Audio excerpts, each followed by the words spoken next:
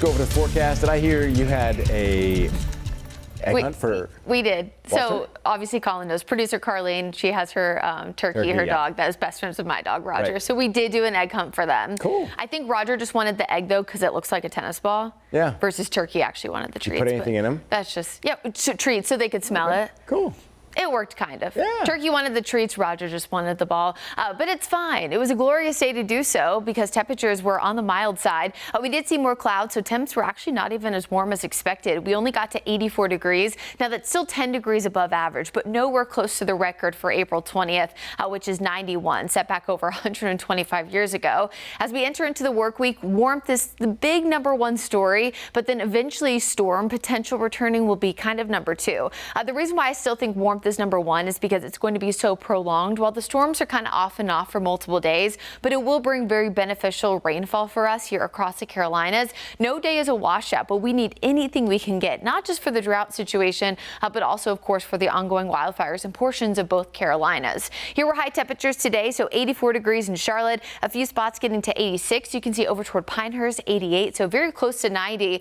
Very warm the last few days, even though it wasn't as warm again as expected. And with the warmth, of course, comes elevated tree pollen levels once again. The pine really kicked up this weekend especially, and we will stay very high to elevated over the next 3 days as we are still going to see that tree pollen stay elevated until about the middle part of May. That's pretty typical. Again, August 1st through May 15th is when we normally see the worst pine pollen and tree pollen. Eventually, by summertime, it's grass, into summer, into fall. It's weeds, especially ragweed.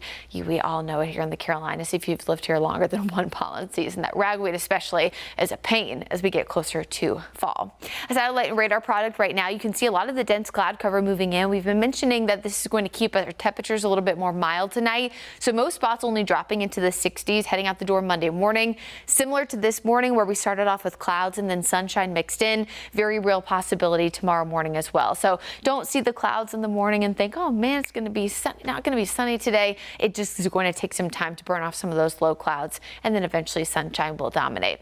Rainfall forecast over the next few days. We're looking at 1 to 2 inches of rain if we're lucky across most of the Carolinas. And this is because, again, of multiple rounds over the next 5 days. We even see a chance of rain heading into Saturday, but Monday still dry. Tuesday, we bring in those first opportunities for rain. And then it looks like Wednesday and Thursday especially are the 2 wettest days that we'll have with this upcoming system.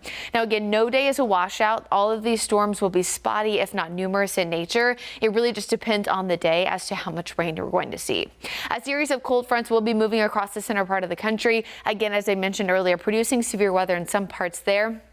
Not for us here locally, but this is going to be a big flooding issue for areas of Oklahoma, northern Texas, even into southern Kansas and parts of Missouri and Arkansas. So if you have friends or family in any of those states listed, make sure they are aware that the flooding risk is going to be pretty aggressive over the next few days.